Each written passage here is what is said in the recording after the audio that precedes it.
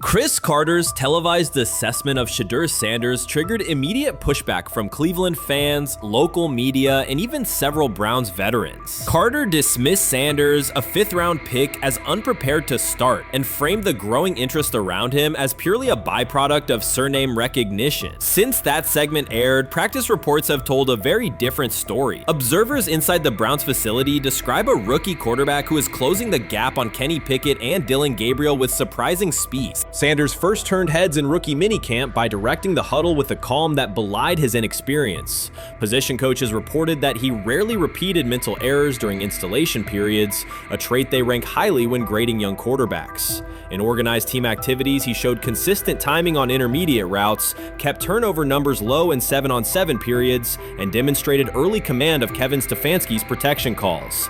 That steady execution earned him a handful of first-team snaps, reps that would ordinarily have belonged to Pickett by default. By mandatory minicamp, the rotation had shifted again. Practice notes from beat reporters detailed a rise in Sanders' workload each day. Red zone series against the starting defense, 2-minute drills, and full field scrimmage possessions in which he checked out of called plays when fronts dictated it. Mary Kay Cabot, initially skeptical Sanders would challenge for game day snaps in 2025, wrote after consecutive sessions in mid-June that his footwork, release speed, and pocket management had, quote, meaningfully tightened since rookie camp. Her tone marked a clear departure from early spring projections that labeled Sanders a long-term developmental project. The broader quarterback context in Cleveland magnifies that progress. Deshaun Watson's availability and form remain uncertain after 2 injury-interrupted seasons, while Pickett's transition from Pittsburgh has been uneven. Dillon Gabriel's arm strength is evident, but coaches continue to stress hesitation in his full-field reads. Against that backdrop, Sanders' quick decision-making and mechanical efficiency have begun to look less like a pleasant surprise and more like the roster's most reliable short-term plan. Inside the locker room, acceptance has followed performance. Wide receivers cite Sanders' ball placement on outbreaking routes, noting that the ball routinely arrives on the upfield shoulder, a small but essential detail that allows for yards after the catch. Offensive linemen appreciate his pocket awareness. Joel Bitonio remarked privately that Sanders slides up instead of bailing when edge pressure flashes. Defensive backs say his eye discipline forces them to hold coverage longer than they expected against a rookie. Such cross-positional respect develops only when day-to-day tape shows tangible improvement. Watson says he has been mentoring Shedeur Sanders at the quarterback position. The biggest failure in the NFL is now mentoring quarterbacks. The most overpaid under-deliverer at the position is now mentoring 2 rookie QBs and a Super Bowl champ. So what exactly are you mentoring him at? You have had 24 civil lawsuits that you paid off to go away. And when you play, you are as ass as those massage therapists are, apparently. Shedeur Sanders is also a show. It's all about him. It's all about anything else. If you don't see that by now, then you're just blinded. Cleveland's second most talked about player has yet to take a professional snap, and it isn't Deshaun Watson. Rookie quarterback Shedeur Sanders has already captured the locker room's attention and the fan base's enthusiasm, creating a visible shift in the team's internal dynamics. Watson, once the uncontested focal point, now shares the spotlight with a newcomer who has only practiced in shorts. The Browns are experiencing a rapid, unforeseen change in popularity within their roster. Four-man competition. It's not. It's 2 guys versus 2 guys. It's the 2 older guys to be the starter. Yeah. It's the 2 younger guys to position themselves however it may be. Right. Show little improvement every single day, right? So, of all the things I'm watching the first 5 when they break a session, the first 5 with the veterans, with the ones. Who's in there? Where are they going? The ball's going to Jerry Jeudy, right? Flacco's no dummy, lasts as long as he has, right? He can really whiz it. But as we go on, I want to watch these guys because they probably just got plays installed Tuesday, and they're out there running on Wednesday. Shedeur Sanders arrived in Cleveland and immediately commanded attention. The rookie has yet to take a preseason snap, yet the energy around him inside the building and across social media eclipses what many veterans receive in an entire season. Fan enthusiasm is so strong that Deshaun Watson's jerseys are already drifting toward the clearance rack at the team store. In a matter of days, Sanders has become the roster's second most popular figure, while Watson watches his once secure QB1 status and public approval shrink by the hour. Shedeur or Deshaun? Who do you want as your quarterback next year? Honestly, Shedeur. I love Deshaun though.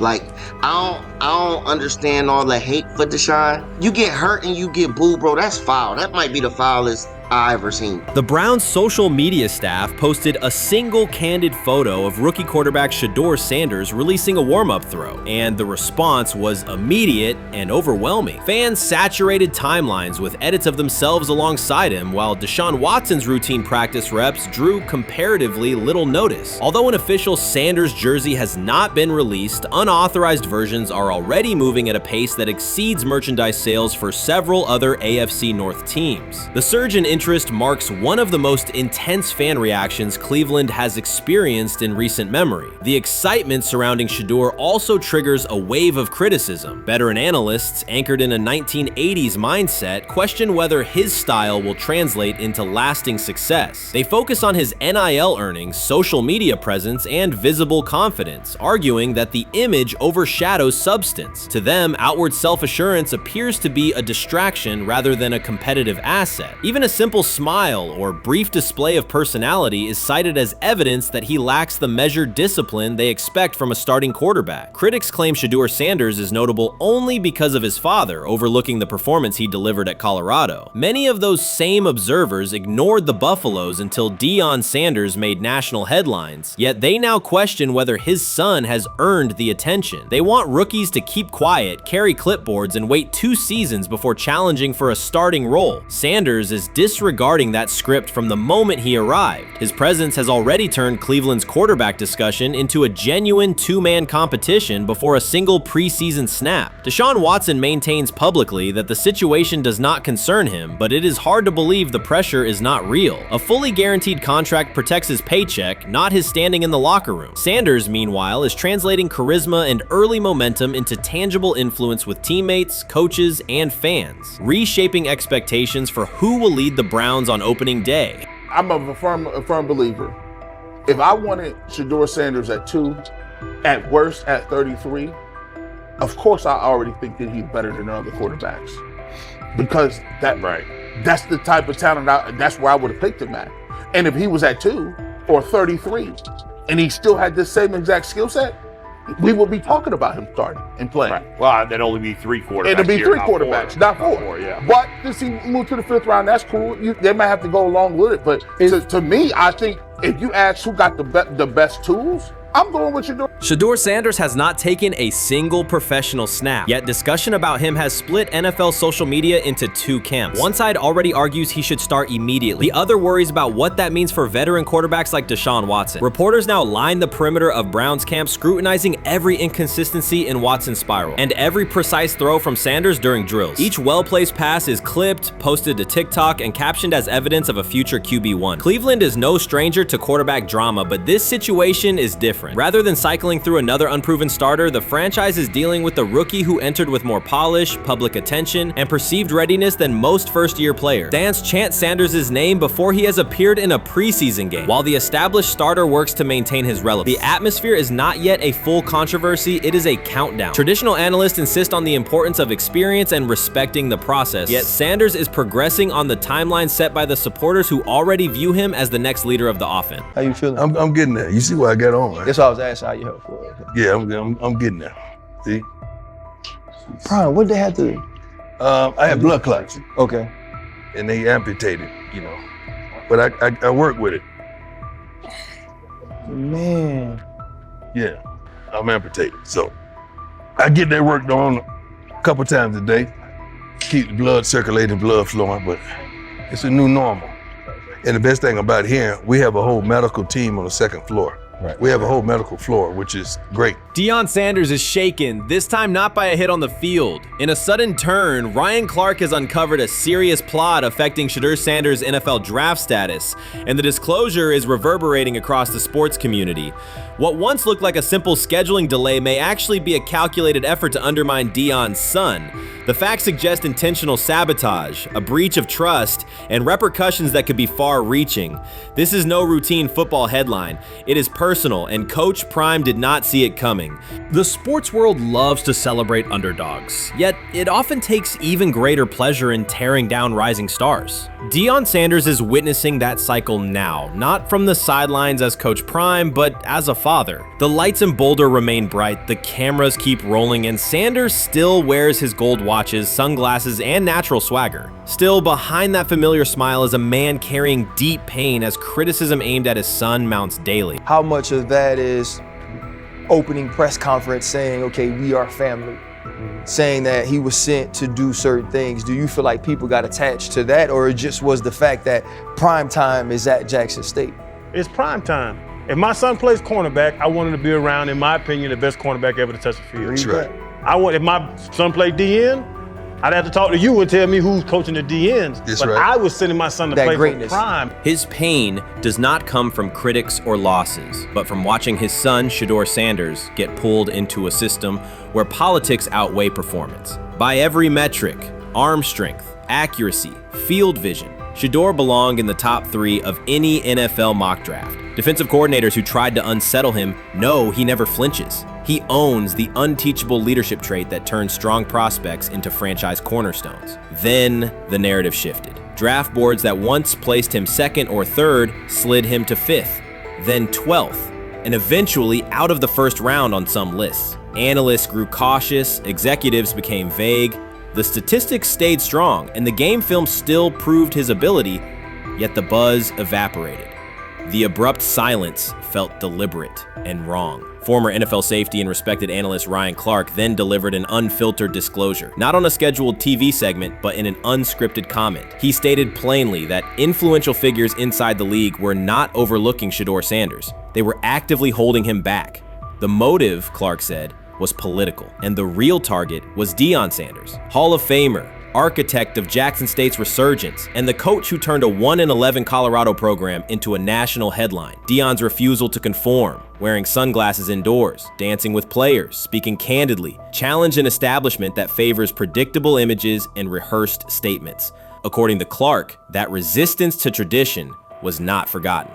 When Shedeur displayed the same mix of talent and confidence, concern spread through front offices and media circles. Questions about leadership style and attitude surfaced. Coded language for discomfort with a quarterback who mirrors his outspoken father. Clark's point was clear. The issue is not Shedeur's performance. If he had posted identical numbers at Ohio State or Alabama, endorsements and media specials would follow. Instead, interest cooled, because the Sanders family embodies a self-made identity the league cannot easily manage. Their visible pride and independent brand challenge a system that prizes control. And that threat, not football ability, is what Clark believes is suppressing Shedeur's draft stock.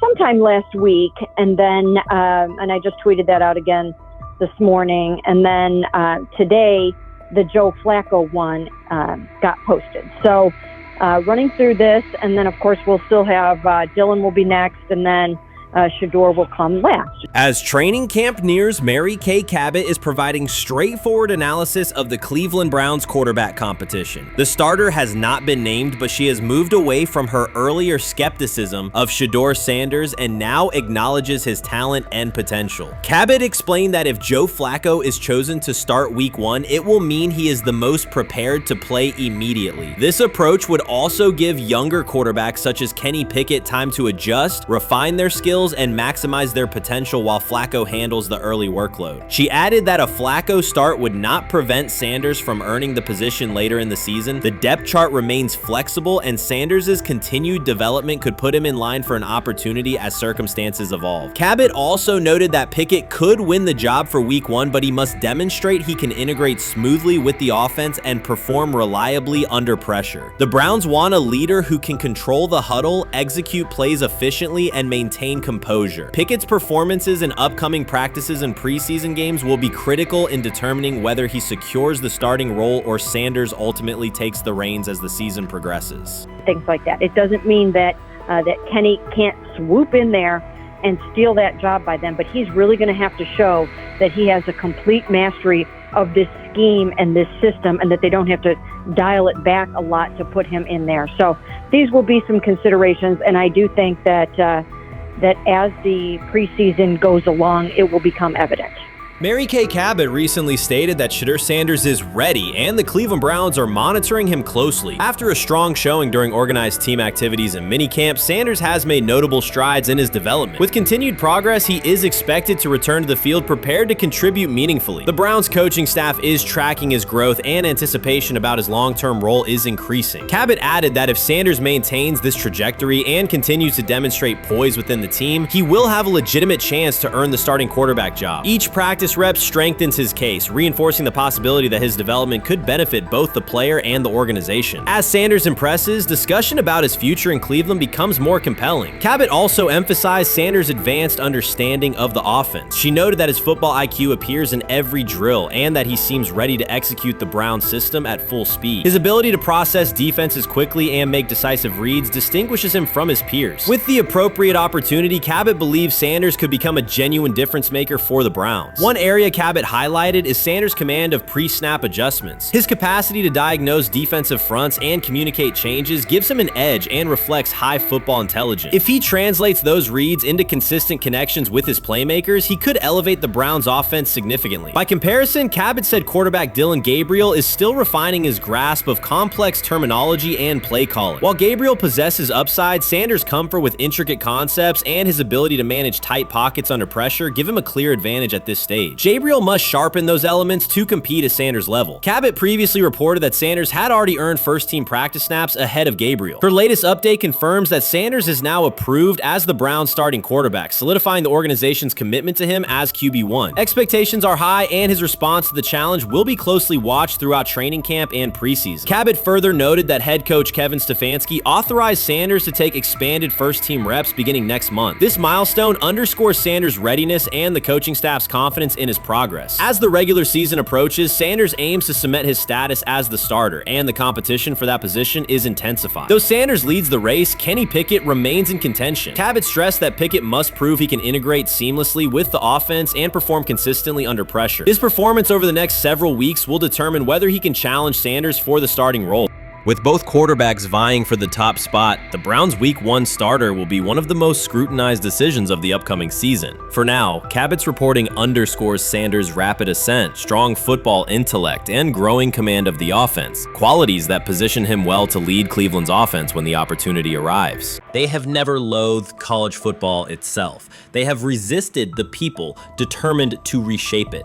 When Deion Sanders, black, direct, unapologetic, walks into a room of power brokers and speaks with authority instead of deference, critics recoil. During his playing days, they complained about celebrations and gold chains. Now that he is a head coach, mentor, and father, they label him something more polite, but just as dismissive, a problem. At Big 12 Media Days, Sanders addressed the accelerating chaos of the name, image, likeness market. He said college football needs a salary cap, not to hobble players, but to impose order on a system that showers unproven freshmen with seven-figure promises while the rest of a roster hunts for scraps. He called the situation unsustainable. Within hours, ESPN commentator Paul Feinbaum branded him a hypocrite, arguing that Sanders profited from NIL at Jackson State and now wants rules only because his most marketable athletes have moved on. The accusation spread quickly because it fit a comfortable storyline. Outspoken black coach gains from change, then protests when the advantage disappears. That framing ignores context. Sanders never criticized players earning money. At Jackson State, he urged corporate sponsors to partner with athletes who had been invisible to major brands for decades. What he wants now is stability, standardized guidelines, basic financial literacy, and roster balance that prevents locker rooms from fracturing over uneven payouts. When other coaches, Nick Saban, Dabo Swinney, Lane Kiffin, voiced similar concerns, they were praised for foresight. When Sanders spoke, the tone shifted to suspicion. The difference is not the message, it is the messenger. Feinbaum's response followed a familiar script. When black leaders question the structure of the sport, their motives are interrogated, their credibility attacked, and their competence doubted. He did not level the same charge at Jimbo Fisher when Fisher complained that NIL disturbed recruiting. He stayed silent when Kiffin lamented the transfer portal. But Sanders, who raised enrollment and television ratings at Jackson State, brought unprecedented attention to Colorado in one season and consistently mentors players beyond football, was called opportunistic. Feinbaum dismissed the cultural impact Sanders created, the exposure for historically black colleges, the draft pick picks developed, the infrastructure improved, reducing his work to a marketing stunt dependent on star sons Shedeur and Shiloh or two-way standout Travis Hunt. Sanders did not retaliate. He returned to practice, media obligations, and recruiting. His confidence is rooted in faith and in the responsibility he feels toward young athletes whose lives will extend decades beyond their highlight clips. When he asks for NIL boundaries, he is thinking about freshmen handed large sums without guidance, families unprepared for sudden wealth, and programs that abandon kids once production stalls. He has watched that cycle from the inside. He wants protections, not restrictions. Critics predicted Colorado would fade once Shedeur and Hunter leave. Instead, Sanders signed blue-chip quarterback G.J. Lewis and a wave of transfers eager to join a program that values personal growth as much as on-field wins. Recruits see a coach who challenges the status quo, who places black culture at the program's center without apology, and who will remain visible when social media buzz cools. They recognize that Sanders does not chase attention. Attention follows his results. Media outlets reduced the upcoming Buffalo season to a win total prop. 6 victories, give or take. Sanders is playing a longer game. He wants to show young athletes, especially black athletes, that they can lead authentically, speak with conviction, and refuse to shrink for access. Success measured only by the scoreboard misses the point. If Sanders builds men who graduate with financial literacy, self-confidence, and community awareness, he will consider the mission successful, even if Colorado finishes with 5 wins instead of 10. None of that registers with commentators invested in an older hierarchy. For them, leadership should remain predictable, reserved posture, muted tone, minimal cultural expression. Sanders contradicts that image. The possibility that his methods could spread to other coaches, to other programs, threatens a model that has kept decision-making and revenue streams concentrated for generations. So the debate is not about hypocrisy or payroll ceilings. It is about control of the narrative and who is deemed qualified to write it. Sanders refuses to surrender that authority. He knows order is necessary. He also knows whose voices have been ignored whenever real reform is discussed. By speaking plainly, he forces television panels, athletic directors, and conference commissioners to confront issues they would rather defer: financial education, equitable resource distribution, and consistent national standards. Whether Colorado exceeds betting lines this fall will not change the trajectory Sanders has already set. He made Boulder relevant, energized recruiting beyond traditional power corridors, and broadened college football's cultural reach. That influence will persist long after social media debates cool. If his call for NIL structure eventually becomes policy, as the NCAA and Congress now contemplate, Feinbaum's soundbite will fade, while Sanders' imprint endures. In the end, accusations of hypocrisy say more about the accuser than the coach. Sanders has remained consistent: empower athletes, hold adults accountable, and inject stability before unchecked money corrodes the locker room. The people who stand to lose clout in that environment prefer the chaos they can manipulate. Sanders prefers a system that nurtures the players who make the sport worth watching. His advocacy is rooted in experience, not self-interest, and his critics will have to decide whether to engage with that reality or keep shouting from the sidelines. Urban Meyer's roster history underscores the absurdity. Meyer coached Aaron Hernandez, whose off-field crimes are well documented, along with other players entangled in assaults, academic misconduct, and more. Yet Feinbaum singled out Newton, a national champion, Heisman Trophy winner, and NFL MVP, as the worst. This selective condemnation is not new. When Deion Sanders recently suggested implementing an NIL salary cap to restore competitive balance, Feinbaum dismissed the proposal and called Sanders a hypocrite rather than engage with the substance. The pattern repeats. Feinbaum routinely targets Cam Newton, Deion Sanders, Jameis Winston, Lamar Jackson, outspoken black athletes and coaches, while extending grace to figures such as Nick Saban, Kirby Smart, Dabo Swinney, or Tim Tebow under similar circumstances. Newton is no longer content to remain silent while others distort his story. In response, he laid out an accurate chronology, highlighting facts the commentary networks rarely repeat. One long-standing myth is that Newton was expelled from the University of Florida.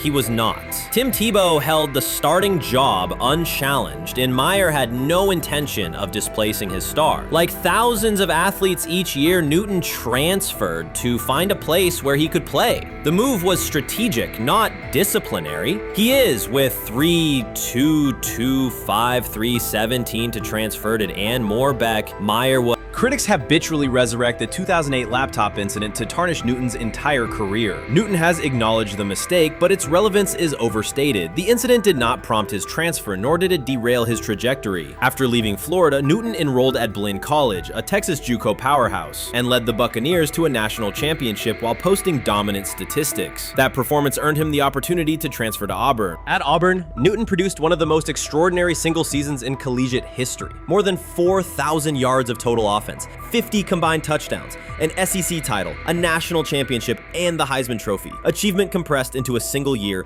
under intense scrutiny. Even that landmark season is recast by Feinbaum as a cautionary tale. He claims Newton ignored head coach Gene Chizik by diving for a goal line touchdown when told to kneel, jeopardizing the game. In reality, Newton explained that the decision was a collective adjustment made in the huddle after reading the defense. While Auburn still held timeouts, the Tigers maintained control and secured the championship. Portraying that moment as reckless serves to recast Newton's success as selfishness rather than leadership. Feinbaum's approach to Sanders reflects the same dynamic. When Sanders urged a structured NIL ceiling to protect athletes and stabilize rosters, Feinbaum immediately labeled him hypocritical. Yet when Saban or Sweeney voice identical concerns, Feinbaum frames them as thoughtful guardians of the sport. The inconsistency reveals that the determining factor is not the argument but the identity of the speaker. Unapologetic black leaders who control their narratives, challenge entrenched hierarchies, and Feinbaum's commentary often functions as a check on that influence. Newton countered Feinbaum's latest attack with a concise statement. "You're lying, Paul. Please stop." Behind those words lay a broader indictment of the media machinery that weaponizes half-truths. By calling Newton the worst player Meyer coached, Feinbaum was seeding doubt among fans, front office evaluators, and future historians. Newton, now an established media presence and entrepreneur, no longer depends on traditional outlets to correct the record. He reminded audiences of three essential truths. He departed Florida on his own terms, he led Auburn with support from coaches and teammates, and he captured every major accolade available in college and professional football without conforming to prescribed expectations. An unspoken rule lingers in American sports discourse. Black athletes may excel, but must do so quietly, gratefully, and without highlighting systemic inequities. Newton broke that expectation early by celebrating with unreserved joy, answering questions candidly, and refusing to minimize his personality. For some commentators, that confidence is reinterpreted as arrogance. Feinbaum's repeated attempts to undermine Newton follow a familiar script of policing behavior rather than analyzing performance. Yet, legacy rests not in a pundit's soundbite, but in tangible achievements and public memory. Newton's resume, Heisman winner, national champion, NFL MVP, speaks for itself. Millions of fans witnessed his impact on Saturdays and Sundays. Countless young quarterbacks saw someone who looked like them redefine the position's possibilities. The same is true for Sanders, whose player-first coaching philosophy and media savvy continue to influence college football's direction. Feinbaum's commentary cannot erase these realities. Newton, Sanders, Winston, Jackson, and others have already secured their places in football history. By publicly confronting misinformation, Newton set a precedent for athletes who now possess the platforms and technology to present their stories unfiltered. The microphone no longer belongs exclusively to legacy broadcasters. Newton holds it now, and he intends to keep it. A decisive shift that reduces the gatekeeper's influence and ensures that accomplishments are judged on merit rather than narrative manipulation. This is exactly what he says. I'm told the footage of Shedeur Sanders meeting with the Giants is so bad that both the Browns and the Sanders family have threatened legal action if it is published. The New York Giants have released audio from their draft interview with Shedeur Sanders, and the disclosure has drawn intense public reaction. Fans want to know whether Sanders made critical remarks and why the Giants shared material that should have remained confidential. The situation revolves around an open microphone, contentious comments, and the broader implications of the leak. The New York Giants published a brief, edited segment from their interview with Shedeur Sanders and withheld the remaining footage. Observers are debating whether this was a strategic public relations decision or an attempt to discredit him. The team has offered no additional explanation, and many fans view the limited release as inadequate and potentially misleading. They are demanding full transparency and accusing the organization of orchestrating a negative narrative. While criticism of Sanders is vocal, his supporters are responding with equal intensity. There was another team that he sat down with. What do you mean it didn't go well after that? So, he was pissed that they did that to him. They did that to him. He counter confronted the them. same thing they do to every other quarterback prospect. They did that to him. They slide in a mistake to see if you catch it. Right. And so because you're the quarterback. But he didn't take it as a correction. He took it as like he got pissed off. Yeah, and it's like so here's another one. So another one was, he throws a bad interception, and like it was a deep throw early in the game, and he comes back and they go in the meeting, they show the interception. The Giants have released only a brief excerpt of the interview and are refusing to share the rest. Their decision has drawn criticism across TikTok, X, and Facebook, where many see it as a poorly handled public relations move. Fans are calling for the full recording to be published so the situation can be judged in its entirety. The GM is on film that the son, they asked the son last draft, yo, who you think I should pick? His son yo, you need to get the Jaden Daniels, big. This is what his son, it's on tape. You should go Jaden Daniels. He laughing at his son. And all right, cool, get Jaden Daniels. I don't even know how that tape got out. I wouldn't have let the get out. Shedeur Sanders appears unfazed by the situation. Although the Giants suggested he was more hype than substance, their handling of the interview has instead elevated his visibility. Analysts across major sports outlets are now discussing him more than before, keeping his name prominent in the news cycle. New York Giants, where these tapes at? You hear me? Because if Shedeur Sanders was so unprofessional, y'all would have leaked the tapes for the whole world could see, right? Cause understand, it's a lot of he say, she say. But one thing I do know, as a young black man growing up in this world, being straightforward and not sugarcoat anything. The Giants' PR team appears to reject Sanders' family connection outright, a decision many view as unprofessional and lacking nuance. Internal discussions seem to have dismissed quarterbacks with prominent relatives as poor fits for the organization, revealing limited awareness of public perception. The response was swift. A single edited clip ignited widespread debate on social media, with fans asking why essential segments were held back and what the team might be hiding. Critics argue that if the full interview contains nothing damaging, the club should release it in its entirety. Online discussion intensified immediately and continues to gain momentum. What they do during the film and the combine and the meetings is teams will install mistakes intentionally planted in the install, and they want you to catch them. Shedeur didn't, and when a coach called him out, once again, it didn't sit well. It's like, bro, there's not many teams needing quarterbacks, especially since Pittsburgh appears to have a deal with Aaron Rodgers and Tennessee's getting Kale Moore. The Giants' decision to withhold the full interview has produced an unintended result. Instead of diminishing interest in Shedeur Sanders, it has intensified it. Media outlets and analysts are now examining every on-field rep, press comment, and public appearance as evidence of how he conducts himself under scrutiny. Each throw, adjustment, and answer is tracked and evaluated against league standards, reinforcing the view that he remains composed and professional. Many fans contend that the organization has misrepresented Sanders and suggest the issue may stem from the Giants' view of his father, Deion Sanders.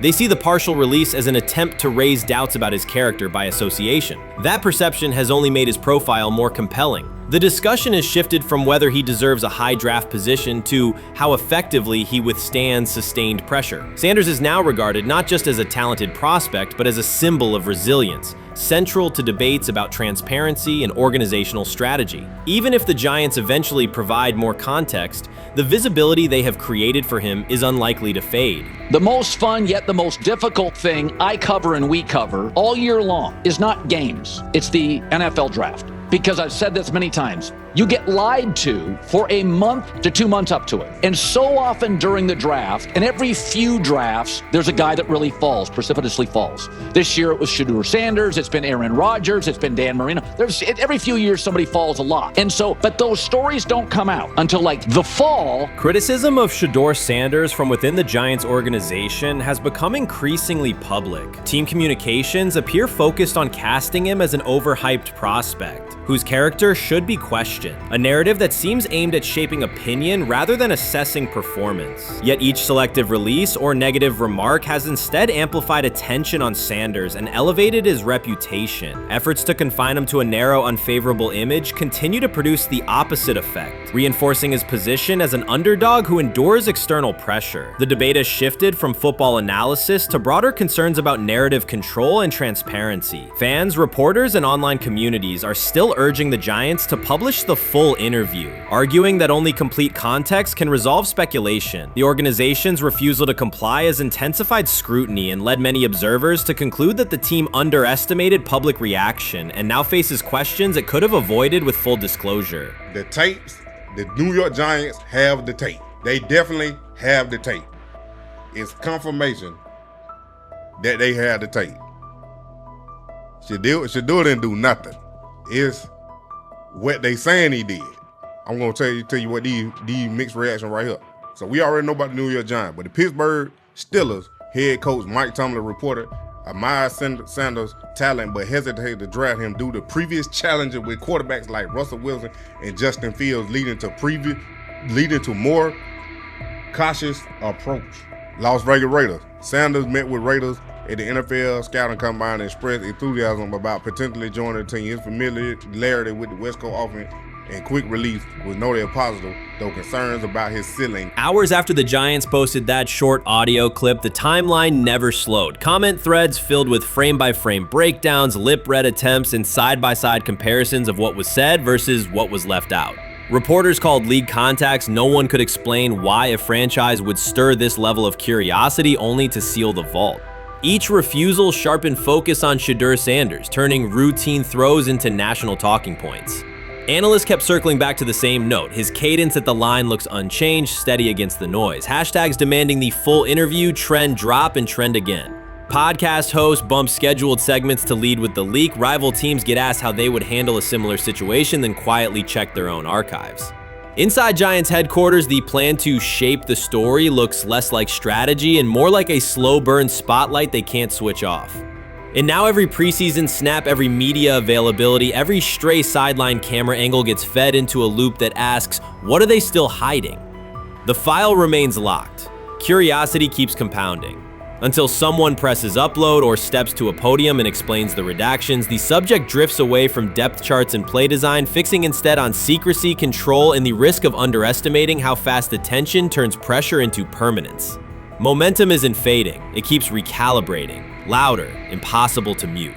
Shedeur is lighting it up in practice every day. You're not even a half bit curious to see what he could do with the ones. That makes no sense. And then on top of all of that, you got players going on podcasts and talking to people in the media saying this guy is really good. Like, this guy is legit. So even your peers respect you enough. How is it that the coaches can't see that? It always starts with the players, where the player's like, hey, you see that? You seen that pass he threw? The Cleveland Browns were taken by surprise when quarterback Shedeur Sanders stepped in for first-team snaps, asserting control of the drill and instantly highlighting deficiencies across the rest of the room. His confident command forced coaches to pause practice clips, reevaluate progressions, and consider immediate adjustments to the depth chart. Within minutes, discussions spread throughout the facility and online forums as fans weighed what Sanders' showing means for the current starters. The organization now faces an urgent, data-driven decision on whether Sanders should move up permanently. Shedeur Sanders arrived at Browns practice, took several first-team reps, and the entire quarterback group immediately felt the pressure. Coaches erased the whiteboard and reviewed their plans. Staff members exchanged concerned comments, and observers began asking whether Sanders was positioned to assume a larger role. Tony, every year we see at least 1 to 2 teams. They were in last place in their division the year before. No one thought they'd be good, and then they were good. It almost seems like no one's even assuming the Browns can be that, but we see it happen every year. And I get the quarterback stuff, but like, correct me if I'm wrong, Tony. The Browns are trying to run the football, play good defense, not turn the ball over in the passing game, and try and take advantage when they can, correct? That's what they're trying to do.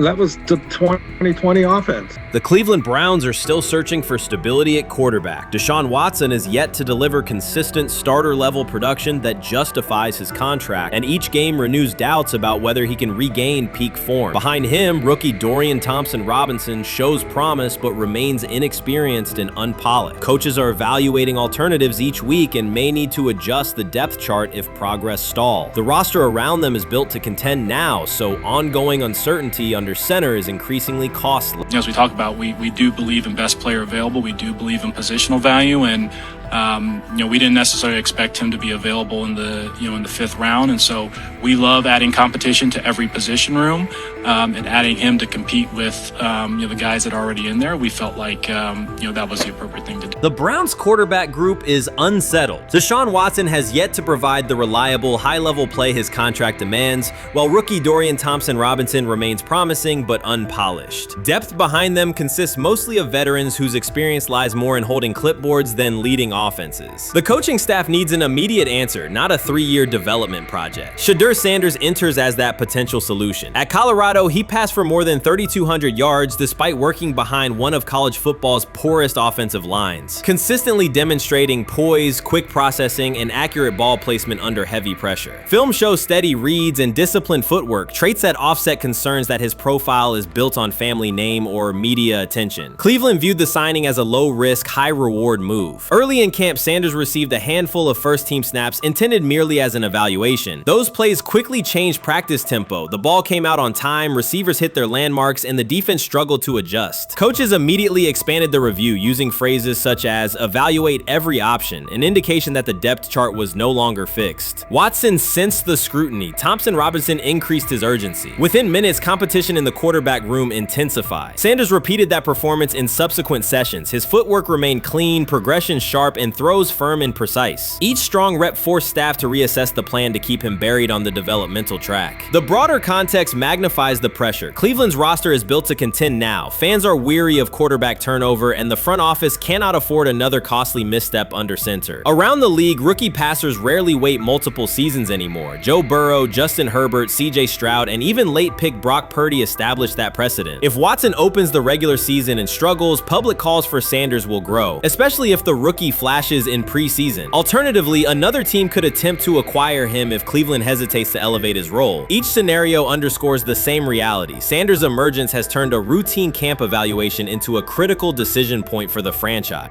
And we saw Dillon Gabriel go 11-on-11 with the first team, Shedeur Sanders go 11-on-11 with the second unit. So that was really the big wrinkle today. Yes, and of course, it was the first time that we have seen Shedeur Sanders get any of those coveted 11-on-11 reps. Of course, again, it wasn't with the first team offense or against the first team defense, but it's progress. And that means that he's going in the right direction, that the arrow is pointing up. He's coming up the learning curve. So that's good for him. And I actually thought just overall, he had a better day than Dillon had today. He completed more passes. He was more on point. In fact, in that 11-on-11 period, he threw a near touchdown.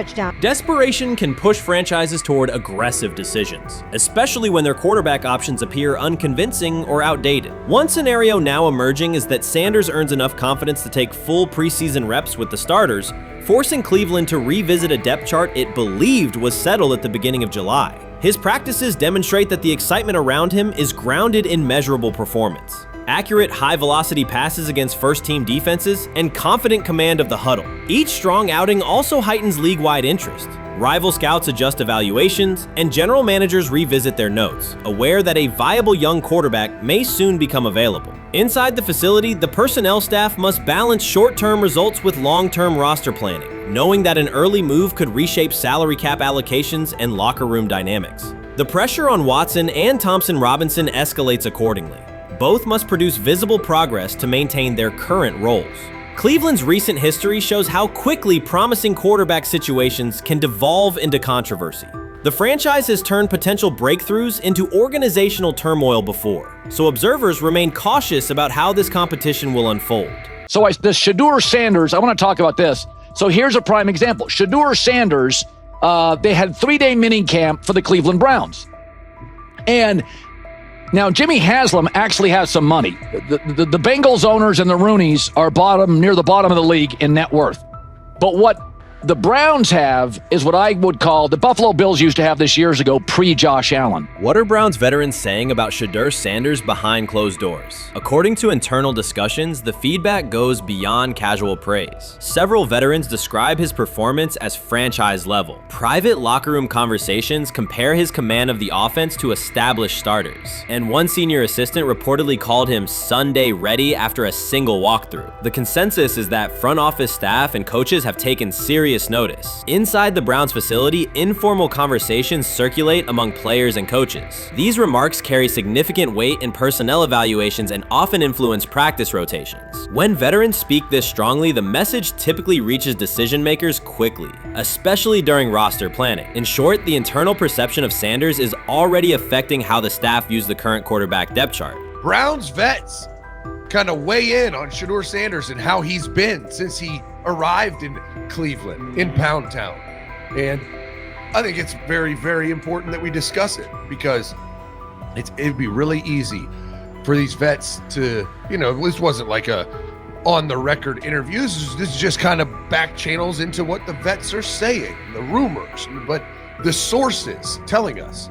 And we have a couple quotes, but Shedeur Sanders, Cleveland Browns, it seems like it's going well. And it's almost like you don't want to talk about it. At the center of the growing internal buzz is Shedeur Sanders, the rookie who entered Berea with late round expectations but is being discussed privately as a potential long-term starter. This is not a routine camp tale about an extra arm taking practice snaps. Sanders has seasoned teammates, players with playoff mileage, quietly reassessing his ceiling. Observers who overlook these conversations risk missing one of Cleveland's most deliberate personnel moves in years. Sanders is not on the roster because of his surname. The Browns reviewed their quarterback depth, weighed costs, and chose a controlled, development-oriented option they believe can stabilize the position. His presence is already changing practice dynamics. Veterans notice his pocket awareness, adjust routes to his timing, and acknowledge that he processes coverage at an advanced level for a first-year player. Leadership patterns in the huddle feel different. Sanders delivers with precision and composure that challenge defenders to reevaluate their calls. The strategic upside is clear. A 4-year rookie contract offers cap flexibility while other franchises cycle through expensive stopgaps. Coaches and front office staff view Sanders as a calculated investment, not a publicity experiment. Outside chatter still focuses on Joe Flacco's age or Kenny Pickett's development. Inside the facility, however, veterans pause film sessions to dissect Sanders' ball placement and progression speed. Position coaches highlight clips where he works through reads decisively and delivers on time, traits rarely attributed to rookies. Sanders' confidence is measured rather than theatrical. He moves as though the NFL tempo is familiar, and that calm spreads across the roster. Experienced defenders are rechecking the depth chart and asking if the quarterback competition is tighter than publicly acknowledged. Great kid, and whether it's a following that he's earned, I mean, that's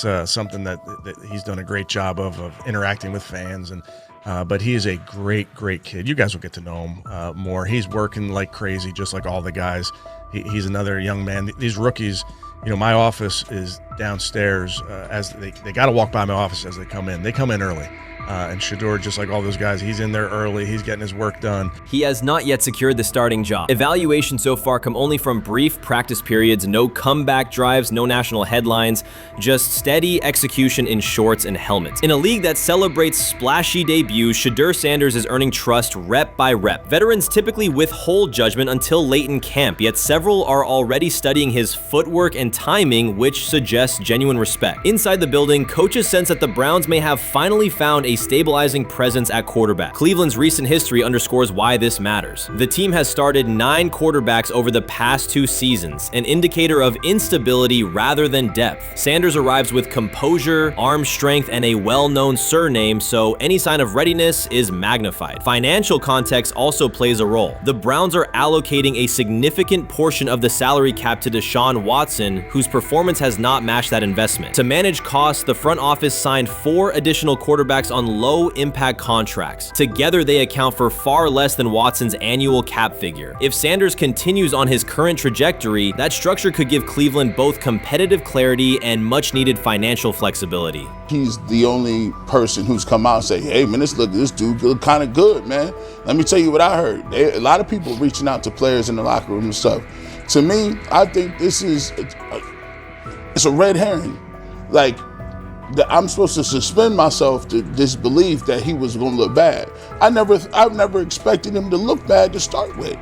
The 5th round quarterback stuff, that's involving perceptions, pre-draft analysis, and other teams. Cleveland's veterans have endured every kind of quarterback turmoil, poor reads, major injuries, shaken confidence, and sideline disputes. When a young quarterback like Shedeur Sanders steps in and appears composed rather than overwhelmed, people notice. The attention comes not just from coaches and reporters, but from the linemen and defensive leaders who have watched previous backups struggle. They are not exchanging doubts, they are sharing nods of approval. Sanders demonstrates instinctive pocket awareness, reliable accuracy, and steady poise, qualities that quickly circulate through team conversations. After years of instability under center, the Browns need someone who can remain calm and effective deep into the season. Although expectations have fallen over time, genuine interest is growing. Praise is coming from teammates who rarely commend anyone unless his performance demands it. Many observers declared Deion Sanders was finished. They argued that his public style attracted unnecessary attention, that his health had deteriorated too far, and that his coaching career was approaching an abrupt conclusion. They misread his resolve. When speculation intensified, Sanders did not schedule a press conference or issue a formal statement. Instead, he released a short video recorded at his Texas home, walking alongside recording artist Lil Wayne. The footage established 2 facts. Although Sanders still walks with a limp, he remains active, and he intends to return to the sideline.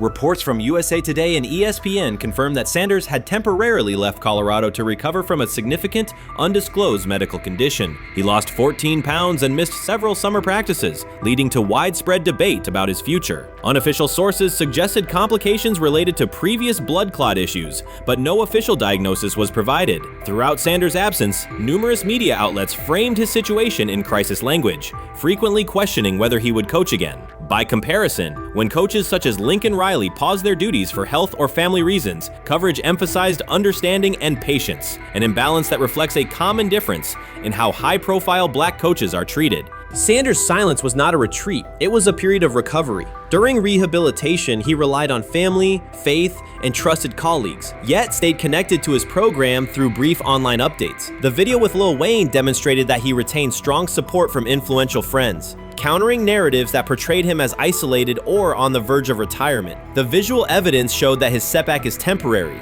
and that he remains determined to lead Colorado into the forthcoming season. Since accepting the Colorado position, Sanders has dramatically elevated the program's national standing. He first drew national attention to Jackson State and the broader HBCU football landscape, then moved to Boulder and transformed a one-win team into a central storyline in college athletics. His approach, combining hip-hop culture, direct communication, and open expressions of faith, has challenged conventional expectations for head coach behavior. Each step forward has been met with heightened scrutiny. His time at Jackson State was labeled a publicity stunt, his departure for Colorado was framed as abandoning HBCU culture, and his social media presence has been cast as distraction from traditional coaching responsibility. Critics often magnify Sanders' missteps and question his motives, while comparable actions by other coaches receive neutral or sympathetic coverage. Showings of enthusiasm from Brett Favre and disciplinary intensity from Nick Saban are celebrated as competitive passion, yet Sanders' displays of confidence are frequently labeled arrogance. The discrepancy illustrates deeper biases rather than differences in performance. Sanders' success challenges entrenched expectations of how a college football leader should look, speak, and act, especially a black coach who refuses to downplay his identity. During his convalescence, Sanders maintained close communication with his staff and athletes, reinforcing the standards he had established: discipline, accountability, and belief. The program's daily messaging continued to emphasize preparation and resilience, signaling that Sanders' influence persists even when he is away from campus. Athletes echoed his mantras during workouts, confirming that his leadership extends beyond physical presence. Sanders acknowledges the seriousness of his medical challenge, but has refused to let it define him. He has publicly discussed leaning on scripture and prayer, explaining that his purpose as a mentor, father, and coach extends beyond personal adversity. In that context, the video of him walking in the Texas sun was less a strategic media effort than a straightforward demonstration of continued commitment to his team and mission. Colorado still requires Sanders' vision, Prior to his arrival, attendance was low, national media attention was minimal, and recruiting momentum had stalled. Sanders' leadership brought renewed energy, authentic identity, and higher standards of accountability. Players who previously lacked representation in college football leadership found a coach who shares, affirms, and elevates their cultural background. Sanders supplements conventional coaching priorities, scheme, fundamentals, and execution with empowerment initiatives that cultivate self-confidence and authenticity. As preseason camp approaches, Sanders intends to resume full involvement, even if medical recovery remains ongoing. His presence is expected to restore on-site leadership, stabilize the locker room, and direct media coverage toward on-field progress. For Sanders, the objective extends beyond compiling wins. It includes completing a cultural transformation that expands how success and leadership are defined in modern college football. Those who predict his decline overlook the underlying traits, faith, perseverance, and purpose that have supported Sanders throughout his career. Doubts, rumors, and disproportionate scrutiny have followed him from playing days into coaching, and he has consistently responded with results. His current health setback is another obstacle, not a conclusion.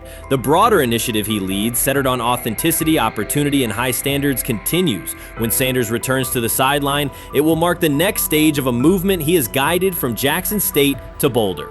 The recent period of quiet has been strategic rather than passive. Instead of defending himself in daily briefings, Sanders focused on rehabilitation, remote program oversight, and family support. Each brief social media message reinforced a consistent theme: faith and preparation.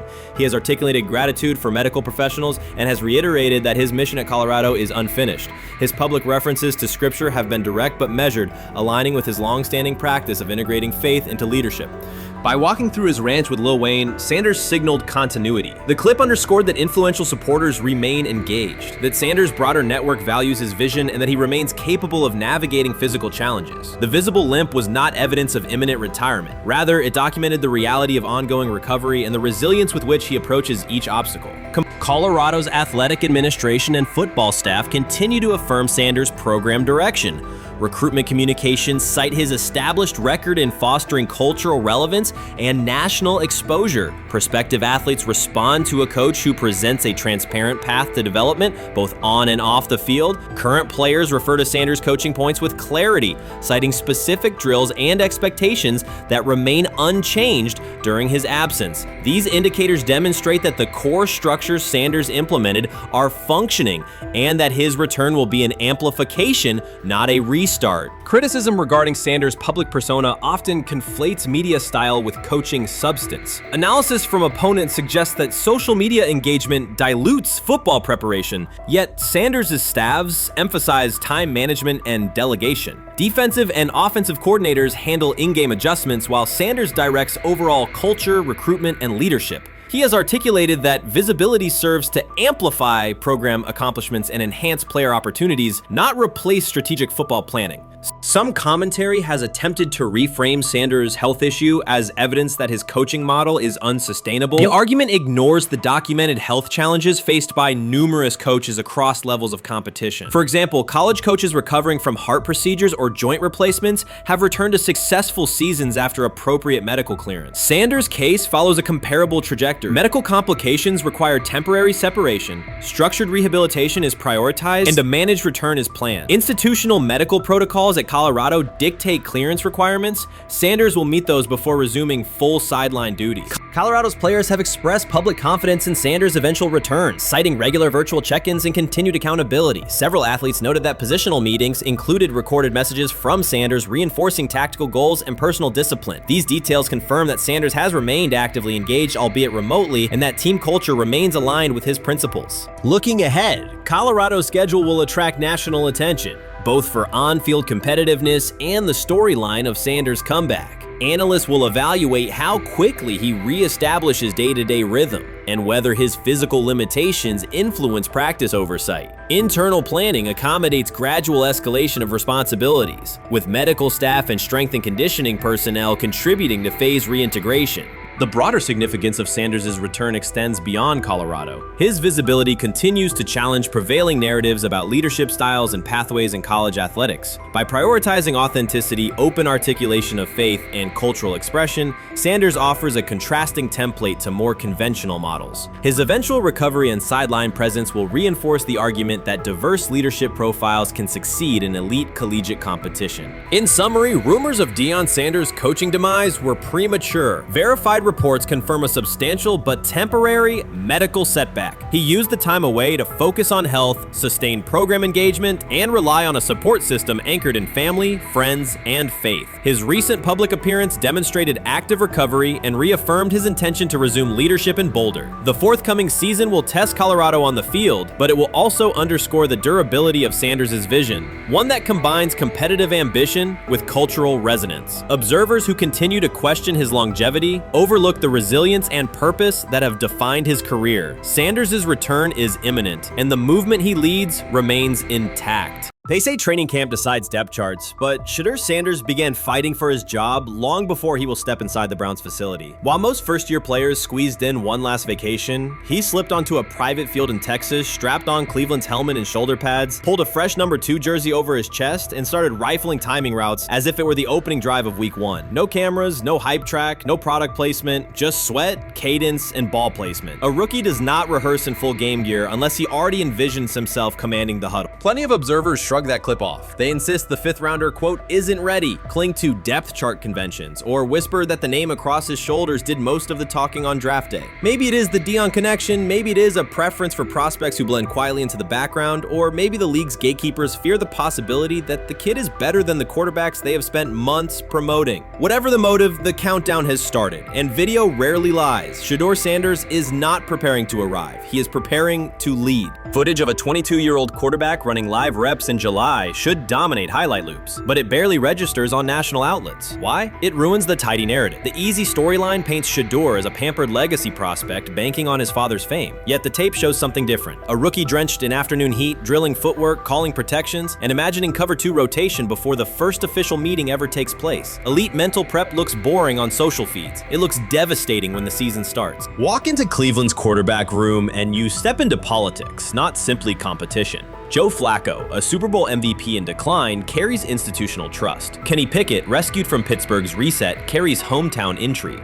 Dylan Gabriel, the 3rd-round system fit, carries draft capital the staff must justify. And then there's Shedeur, the lightning rod whose presence alone spotlights every bias in the evaluation process. Coaches frame it neatly. Rookies must wait their turn. The truth is less polite. Practice snaps are currency. Perception is elastic, and early allocations already favor Pickett and Flacco. It is the oldest playbook in the league. Lock vets into the headline roles before pads even crack. Then let repetition shape reality. Sanders refuses to cooperate. He is not a 4th-string camp arm. He has engineered game-winning drives under national scrutiny, operated against live blitz looks most prospects never face, and more than any quarterback in the room, documented his own offseason obsession. No social media rollout, no brand consultant, just pads, cleats, and an unlit practice field. If his last name were Smith, pundits would label him the sleeper of camp. Instead, politics trails every throw. Training camp rotations expose organizational intent. Beat writer Fred Greetham already reports that Pickett and Flacco will open with first-team reps when veterans report July 23rd. Gabriel grabs the developmental snaps, leaving Sanders the leftovers. That isn't performance-based, it's narrative-safe. Gabriel doesn't threaten hierarchy, Sanders bends gravity. Watch the details. Does Shedeur steal 11-on-11 snaps with the 2s? Does he run red zone installs or 2-minute drills? If he does, coaches are admitting he is forcing his way in. If he doesn't, they are postponing the inevitable. Either way, the private field reps have sharpened his timing and condensed his release. He is not hoping for an opportunity, he is prepared to seize one the instant it appears. Cleveland's joint practices amplify that tension. First come live periods against the Panthers, then sessions with the champion Eagles. Those reps belong to the starters, so Flacco and Pickett will absorb most of Carolina's disguised pressure and Philadelphia's exotic fronts. Sanders' proving ground will be the preseason opener on August 8th. Under the stadium lights, he will get entire series, real reads, pockets collapsing for real. If his command mirrors the footage from Texas, coaches will have to answer why he never saw earlier work. Reps are scarce. 10 padded practices separate veteran arrival from game 1. Even an even split, something that never happens, would hardly suffice. Instead, the staff will funnel snaps toward the comfortable choices. That strategy can bury a rookie, but it can also spark an eruption when limited opportunities turn into highlight drives. One flawless touchdown march in the second half of a preseason game, and the dog pound will chant his name. Then the staff's narrative control evaporates. Criticism of Sanders has never matched the scrutiny applied to his peers. Analysts nitpick a ball pat, a foot angle, a pump fake, Pickett's inconsistency, Flacco's diminishing velocity, Gabriel's college system crutches, discuss politely, if at all. With Shedeur, the critiques arrive as coded doubts. Does he rely on the family brand? Is he coachable? Can he stay humble? That double standard is as old as the league's resistance to outspoken black quarterbacks. Add Deion's unapologetic persona, and each Sanders rep becomes a referendum on establishment comfort levels. Shedeur answers not with rebuttals, but with work. Work captured in silent footage more deafening than any debate show monologue. Quarterback drama masks broader roster cracks. The Browns receiver group is crowded yet unproven. The safety room failed to create turnovers a year ago. Interior defensive linemen are still rehabbing, and the offensive line must retool on the fly. Which quarterback can navigate that turbulence? Flacco's pocket mobility is limited. Pickett's confidence remains fragile. Gabriel is months away from processing NFL disguises. Sanders, forged by perpetual doubt, offers poise under chaos and meticulous preparation, a combination this franchise has lacked since, well, almost forever. Forget politics, depth chart etiquette, and recycled sound bites about developmental timelines. The only metric that counts now is who did the work. Sanders pounding through full gear scripts in late June is not vanity, it's vision. While the league sleeps, he refines his drop steps. While media speculate, he rehearses third down checks. He has already decided what he is. The organization must decide if it can recognize it in time. The preseason will provide the answer. Live bullets, real blitzes, stadium noise. When those throws leave his hand under pressure, no one will discuss ball pats or surnames. They will ask how a quarterback this prepared slipped to round 5. And if the performance matches the preparation, excuses about lack of reps will dissolve. It will be production against perception, and Shedeur Sanders has been producing where no one could see. Ready is the wrong word. He has been ready. When he led college football in completion percentage and he threw almost 40 touchdowns for over 4,000 yards, how tall was he? Because they make it seem like he shrunk all of a sudden, RC. Oh, how lively was his arm? Because all I know is somebody did that. Somebody threw for over 4,000 yards, somebody threw for almost 40 touchdowns, and somebody led college football in completion percentage. Now, I'm trying to figure out, what I try to figure out all the time, Mel, is how a guy that hadn't played football in almost 5 months. Shannon Sharpe has publicly defended Shedeur Sanders and criticized those questioning him. Sanders has earned higher recognition, and some fans are responding negatively. Although there's debate about whether he belongs on a second team list, Sharpe maintains that Sanders' career is clearly ascending. Reactions on social media are mixed. Some users are angry, others are surprised, and a few say they anticipated this result. The conversation remains active. When reports confirmed that Shedeur Sanders had been elevated from second team to near top tier status, Shannon Sharpe issued an emphatic response. He delivered a detailed rebuttal to critics, underscoring why Sanders deserved the promotion and directly challenging those who doubted the decision. I don't think that he was underprepared during these meetings. I don't believe any of these stories that he showed up arrogant and that he was bombing his interviews. I mean, you watch the film, he's on time, he's on point. You watch his interviews, he answers like a 10-year NFL veteran. Like, he's clearly dominating OTAs. It's every single day there's a new report of how well he's doing for the Browns in OTAs. And I mean, you can say what you want, it's just OTAs. Okay, if that's your new narrative, then he's doing exactly what he needs to be doing. He's on point, he's on time, he's getting the respect of his teammates, and he's making plays. So we're gonna see years down the line, something's gonna come out that I don't know what exactly it was, but something will come out. Critics have been waiting for an opportunity to dismiss Sanders. They labeled him overrated, accused him of benefiting from nepotism, and claimed his profile came only from his last name and polished image. Within their own echo chamber, they cited every game in which he fell short of huge passing numbers as validation of their doubts. Since Sanders has begun receiving formal recognition, criticism has escalated. A wave of self-appointed analysts is dissecting his throwing mechanics and team role, and many online commentators now argue that his promotion reflects deeper problems within the sport. Shannon Sharpe rejected each criticism directed at Shedeur Sanders. During the broadcast, he turned a routine segment into a detailed examination, acting as presenter, interrogator, and fact-checker. Sharpe walked viewers through game film, season statistics, and scouting reports to show why Sanders merited merited his recent promotion. Whenever a panelist claimed Sanders had not earned the role, Sharpe countered with completion percentages, efficiency ratings under pressure, and documented late-game drives that changed outcomes. He stressed that the backlash was driven less by on-field evidence and more by reluctance to revise earlier opinions. Sharpe argued that critics were upset not because Sanders lacked qualifications, but because his progress contradicted their initial narrative. By the end of the discussion, Sharpe had moved past simple defense and reframed Sanders as a clear example of performance-based advancement, demonstrating that early predictions can be wrong. Never heard of no Dylan Gabriel or Tyler Shock. What the hell is that? So how is Shedeur Sanders going behind them? I'll tell you how. Collusion. 4 different times they passed on him. How the hell does that happen? 4 rounds. It doesn't happen to a quarterback. We've never seen anything like this before.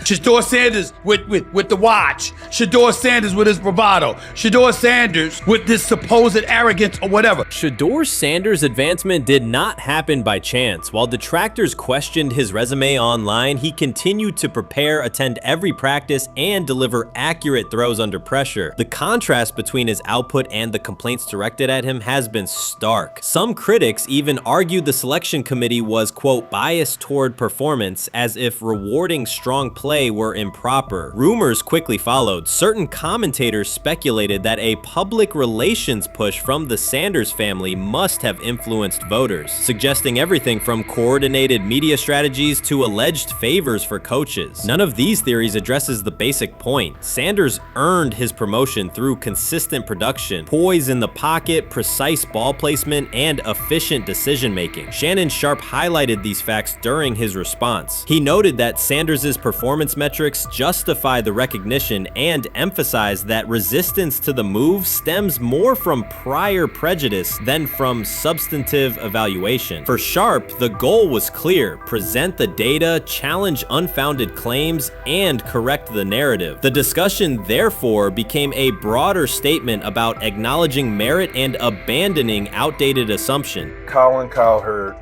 defend college basketball coaches who have gotten a DUI, come to their defense and say they didn't need to be fired, that they deserve a second chance. But Shedeur Sanders drives 40 miles over the speed limit, gets a one-on-one ticket, and Colin Cowherd comes on his show today and says he's out on Shedeur Sanders. He's seen enough. He can't support him anymore. He can't be in the Shedeur Sanders camp because of the speeding ticket. Shannon Sharpe addressed commentators who portray constant doubt as expertise. Those who discount strong performances with "we'll see" but declare bust after a single mistake. He noted their belief that progress only counts if an athlete visibly struggles. Sharpe's response was methodical rather than emotional. He presented evidence, cited statistics, and calmly refuted each claim. Following his remarks, several critics began revising or deleting earlier posts, recasting themselves as longtime supporters of Shedeur Sanders despite having questioned him for months. Sharpe insists on accountability, naming specific individuals and dates while requesting public acknowledgement of prior errors. He argues that analysts cannot spend months undermining a player's potential and then quietly adopt a supportive stance once the athlete succeeds. These are serious, big-time, top-of-the-line playmakers that they have. If you can go 45-42 in the fourth quarter because your quarterback set the school record with 510 yards passing. He was flawless. Shedeur is big time. I didn't know for sure, will it translate to the next level of competition? Yes, it might translate to the next level of competition as he can play. Critics who once claimed Shedeur Sanders was unprepared now hesitate to acknowledge their mistake. They resist retracting earlier comments and struggle to accept that an athlete can succeed without their approval. Sanders continues to share practice clips and game highlights without engaging the debate, while Shannon Sharpe documents every dismissive remark, ready to revisit them on national television. The disapproval did not slow Sanders. It underscored his progress and exposed the gap between perception and performance. As a result, the conversation has shifted. Analysts who doubted him now describe him as undervalued and publish detailed evaluations of his mechanics and game management, suggesting long-standing familiarity with his career. In a matter of weeks, critics have recast themselves as advocates, demonstrating how quickly opinion can change when consistent results leave little room for doubt. Shannon Sharpe signaled that his commentary is not over. He considers Sanders' advancement a positive outcome for every athlete who has been overlooked or criticized for having confidence. Sharpe stressed that analysts do not have the authority to determine who deserves recognition based on personal preference. The reaction to Sanders' promotion, he argued, revealed how quickly opinions can shift once results are undeniable. Sharpe pointed out that many vocal critics became quiet when confronted with objective performance data. This exchange, Sharpe insisted, reached beyond defending a single quarterback. It challenged the practice of dismissing achievements that do not fit familiar narratives. He reminded viewers that success does not require external approval and that consistent talent will surface despite online commentary intended to minimize it. While critics reconsider their positions, Sharpe remains steady, assigning credit to the athlete and allowing the scoreboard to confirm the argument. In his view, the statistics speak clearly enough. Sharpe also emphasized that the intensity of the backlash must be placed in context. College football is a volatile environment where unexpected outcomes are common. Therefore, declaring failure based on incomplete evidence only weakens the credibility of sports analysis. The discussion underscored the need for measured evaluation rather than reactive judgment. Zach Jackson and him and everybody else that we talked to have said that Shedeur looks good. He looks really good. Yes. He looks better. And we got Zach that say Dillon Gabriel ain't even an NFL quarterback. It's true. So how is it that this man can't get a rep with the ones, but that non-NFL quarterback can? We all what agree with sense that. does that make? Some observers now claim that recognizing Shedeur Sanders' strong performance undermines football's traditional standards, even though they previously argued he received coverage only because of his father. Faced with Sanders' current statistics, those critics are searching for explanations that fit their earlier narrative. The data have always been clear. Their earlier objections ignored that fact. Shannon Sharpe is openly highlighting this reversal, comparing past negative remarks with Sanders' recent 400-yard games to demonstrate the gap between criticism and evidence. Sharpe did not force these commentators to backtrack. He simply displayed their earlier claims alongside Sanders' results, allowing the contrast to speak for itself. You made an interesting point. So I tend to have the drip, drip, drip. This was my Johnny Manziel theory, is that everybody makes mistakes, especially when you're young. But if I see 2, 3, 4, 5, then you've got a plumbing issue. It's not just you didn't close the faucet. So there's about 6 pieces of video in college where Shedeur was a little bit of a brat, whatever. Then there's the legendary cringy draft room. Didn't love that as a B prospect.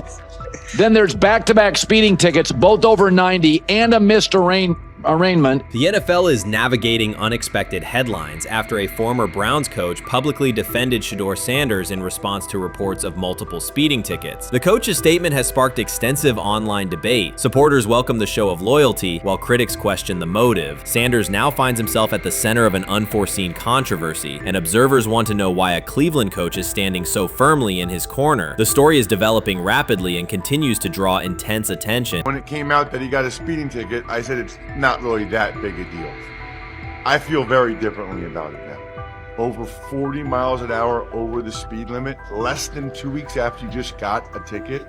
I don't know if that's entitlement or immaturity. There's got to be some teams that are feeling very good right now that they didn't draft him. Observers are focusing on Shedeur Sanders' recent speeding ticket, treating the violation as a measure of his character and sidelining his athletic, academic, and philanthropic accomplishments. The incident, driving 15 miles per hour over the limit in a borrowed Lamborghini, has drawn sharp criticism. In response, a former Cleveland Browns coach has taken the opportunity to comment, even though the franchise is widely viewed as unstable due to its frequent coaching changes and limited on-field success. By defending Sanders, he presents himself as an authority on discipline and leadership. The statement, coming from an organization seldom praised for stability, has nonetheless attracted considerable attention across the league.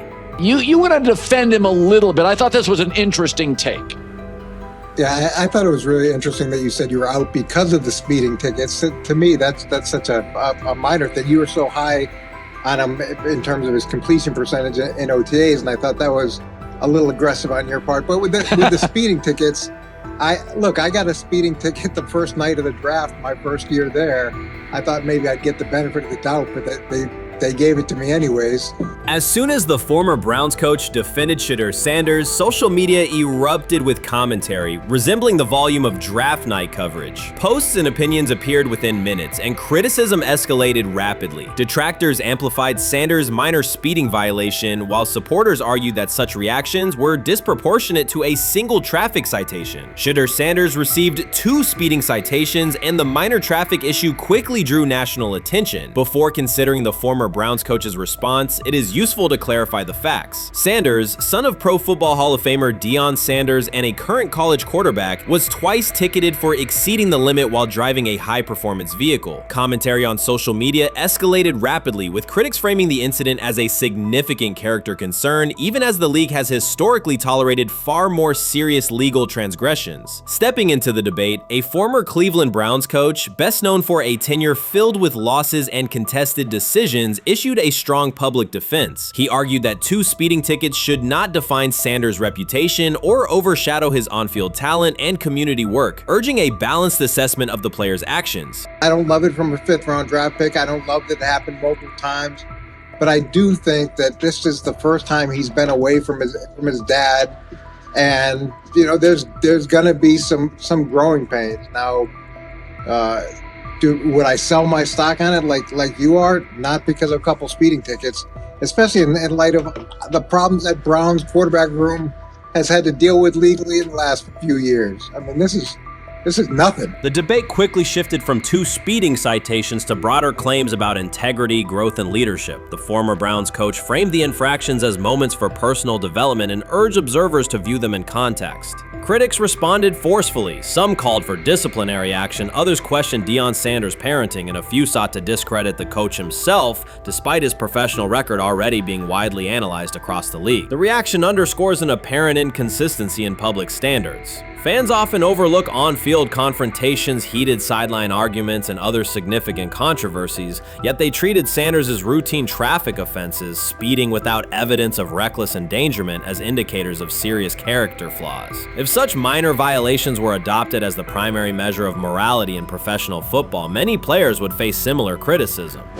Sports media amplified the story almost immediately. Television panels dissected Shedeur Sanders' decision-making, treating 2 speeding tickets as indicators of deeper character concerns. Networks aired detailed segments under banners such as red flags and road rage, repeatedly questioning whether the citations might affect his draft evaluation. Although Sanders is already regarded as a first-round prospect, analysts emphasize that NFL teams value discipline and legal awareness when forming final assessments. Many commentators overlook the fact that other high-profile players have faced more serious offenses without similar scrutiny. Throughout the coverage, the former Browns coach defended Sanders, portraying him as a talented quarterback subjected to disproportionate criticism in a culture that expects near-perfect conduct. His argument was thorough and methodical, asserting that the traffic violation should not overshadow Sanders' skills, work ethic, or future potential.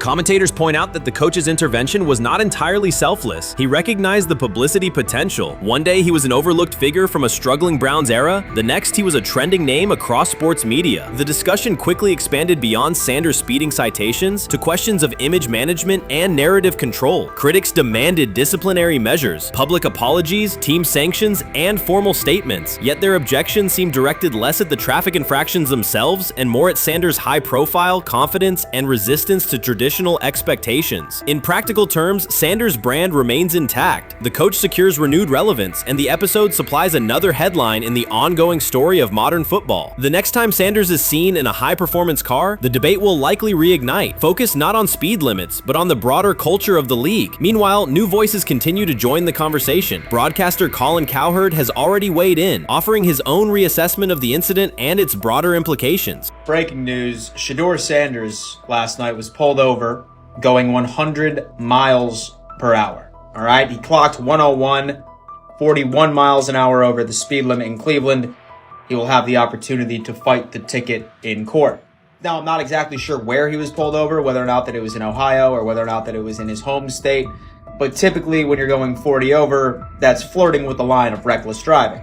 Folks, I gotta tell you, I don't understand what it is with these young men driving at absurd speed. Colin Cowherd's view of Shedeur Sanders shifted abruptly. Days after praising the quarterback's poise and skill, he appeared on air to declare that Sanders is overhyped, unfocused, and distracted by celebrity. The reversal was immediate, without any gradual reconsideration. Cowherd now frames Sanders' 2 speeding tickets as evidence of poor judgment, even though he has defended other quarterbacks facing far more serious off-field issues. The sudden, wholesale withdrawal of support leaves viewers questioning the consistency of Cowherd's criteria and illustrates how quickly media narratives can change when minor incidents receive outsized attention. This is okay. nothing. The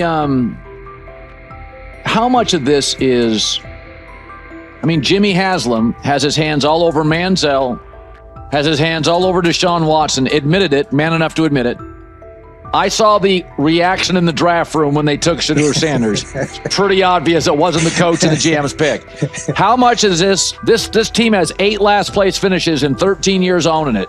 How much of this is we don't have a very good owner here like Washington, D.C. and the Commanders?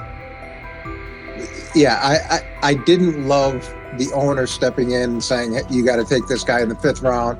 And I doubt they'll ever admit to it. While Colin Cowherd urged teams to move on from Shedeur Sanders, former Browns coach Eric Mangini offered a more measured response. Mangini, whose tenure in Cleveland was marked by mixed results, used his platform to provide context rather than condemnation. Instead of sensationalizing the speeding violations, he encouraged viewers to consider Sanders' circumstances. A 21-year-old quarterback whose life is scrutinized both on and off the field. Mangini acknowledged that the tickets were mistakes, but emphasized that they do not by themselves define Sanders' character or future. He noted the extraordinary attention athletes received today, combining the responsibilities of quarterback, public figure, and social media presence. Under such pressure, missteps are magnified, and criticism multiplies quickly. Mangini concluded that any evaluation of Sanders should weigh the totality of his behavior, performance, and growth, rather than isolate 2 traffic citations as decisive evidence of poor judgment. He lied to us all when he said that this was going to be an open competition, a 4-man open competition when it comes to the QB situation up there in Cleveland, in which, from the looks of it, all we've seen it be was a 3-man race. The only people that has been getting reps in with the first team or with the veterans are Joe Flacco, Kenny Pickett, and Dillon Gabriel. We've never seen my boy Shedeur Sanders get a chance to get in, even with him doing the things that he has been doing up there. He has yet to get in with the... Shedeur Sanders was caught off guard by Coach Kevin Stefanski's recent remarks, which have sparked talk of bringing in another starting quarterback. Commentators are debating whether Stefanski's comments reflect eroding confidence in Sanders or a brief lapse in judgment, but the rookie now faces intensified scrutiny over his role. The Browns, we got an analyst that says that Shedeur Sanders should have some kind of a ban? Banishment of some kind? Come again? Say what? For what? And we've got, this would be more troubling. If I'm a Browns fan, and this is where we're going to start, potential dissension in the ranks of the front office and the coach. And over what? Quarterback. When a program's headline quarterback suddenly becomes the subject of sideline murmurs and quiet searches for replacements, the situation is unmistakable. It's a breach of trust. Shedeur Sanders, the passer who put Colorado back in national conversations with his production and profile, has just received a clear message that his job security is in question. Coach Kevin, the assistant previously considered to be in Sanders' corner, made remarks that ignited speculation about changing quarterbacks. Fans, analysts, and even Deion Sanders are now reassessing the team's unity and its true plan for the position. The comment was no accident. It was a deliberate signal that the staff may soon elevate a backup. For perspective, Shedeur Sanders did not step into ideal conditions last season. He was sacked so often that Colorado could have dedicated a locker to every opposing edge rusher who reached him. Could I possibly go to bat for Kevin Stefanski as a great head coach? No, I couldn't. Could you go at bat against him, saying he's a horrible head coach? No, I can't. I think that's why we fall in the middle. I think that's why in a lot of these discussions, and that's why a lot of the rankings, you see him right now in that 15 to 20 range, somewhere in that middle pack of NFL head coaches. I've said earlier, Kevin Stefanski has already been given more head coaches than any coach I've ever seen in Cleveland. Starting with the decision to move on from Baker and him clearly still having another level to get to in Tampa. Last season, Shedeur Sanders often had to operate behind an offensive line that provided minimal protection, yet he still delivered precise throws and critical drives. At times, he seemed to be carrying a struggling roster almost on his own. Despite the constant pressure, he never complained, never threatened to transfer, and never acted entitled. He remained with Colorado because he trusted the program, trusted his father, and believed in the team's larger mission. That loyalty is why Coach Kevin Stefanski's recent statement that the quarterback competition is wide open struck so sharply. The remark implies that Sanders' starting role is insecure, as though the player who absorbed countless hits while holding the offense together is simply another name competing with walk-ons and first-year athletes who are still learning the cadence. This goes beyond ordinary coach language about fostering competition. It introduces genuine uncertainty about the staff's confidence in Sanders and invites speculation that Colorado is actively assessing outside options options through the transfer portal. By characterizing the position as vacant, Stefanski has planted seeds of doubt that could quickly evolve into rumors and undermine the stability of the locker room.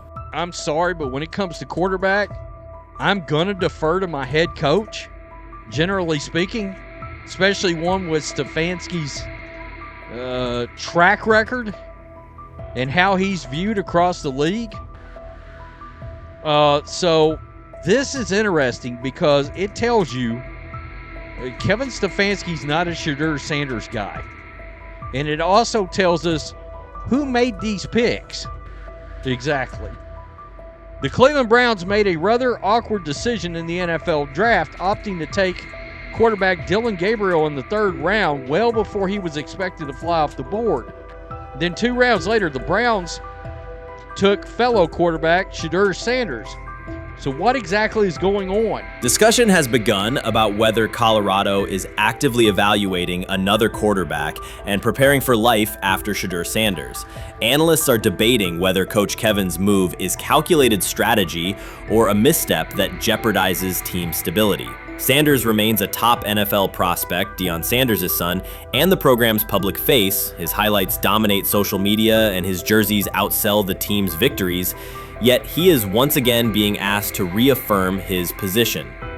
The issue is more than routine roster management. It intersects with the family dynamics that shape the program. By portraying the quarterback job as open, Coach Kevin signals to both Shedeur and Deion that the staff is willing to move on despite Sanders' stature. For Shedeur, sitting through film sessions while hearing talk of potential replacements adds an unwelcome layer of uncertainty to an otherwise proven resume. The decision may reflect a desire for a quarterback with a different profile, perhaps someone more mobile and system-oriented, rather than a dismissal of Sanders' accomplishments. What do you think is happening in Browns camp? What do you think is going to happen there before I let you go, Lewis? You know, I think it really does all depend on how Kevin is able to, as it relates to Shedeur, work him in enough. Well, one, Shedeur has to earn the right for Kevin and the staff to have discussions about, hey, we got to get him more reps with the 1s and 2s. We got to get him more reps with the 1s and 2s when we're going team period, not just walk through or not just 7-on-7 team. Louis Riddick reacted sharply on air after viewing practice footage from the Cleveland Browns. The clip showed quarterback Shedeur Sanders executing a string of precise throws while the Browns head coach watched with a broad smile. Riddick questioned whether the session was focused on evaluation or celebration, arguing that visible enthusiasm from the staff could cloud objective assessment of a rookie's progress. Earlier in the segment, Riddick's tone had been measured once the Sanders highlights appeared. He criticized the perception that a routine practice was being treated like a marquee event. He stressed that coaching reactions should remain subdued until performance translates into game situations. Riddick concluded by calling for accountability and asking the Browns to clarify how they plan to manage expectations for Shedeur Sanders as training camp continues. Couldn't imagine me myself saying, hey, you know what, as someone who has been at the very bottom to try and ascend to like some level of success, I could never imagine going, you know what would be really cool? I'm gonna play a joke on someone like this and make pretend that I'm a GM and I'm drafting you when actually I'm not, and then I'm gonna hang up and just giggle about it. Man, what the hell are we doing? Seriously, what are we doing when we think that that kind of crap is funny? I don't know. Trying to get likes on TikTok. I don't have the right words for it.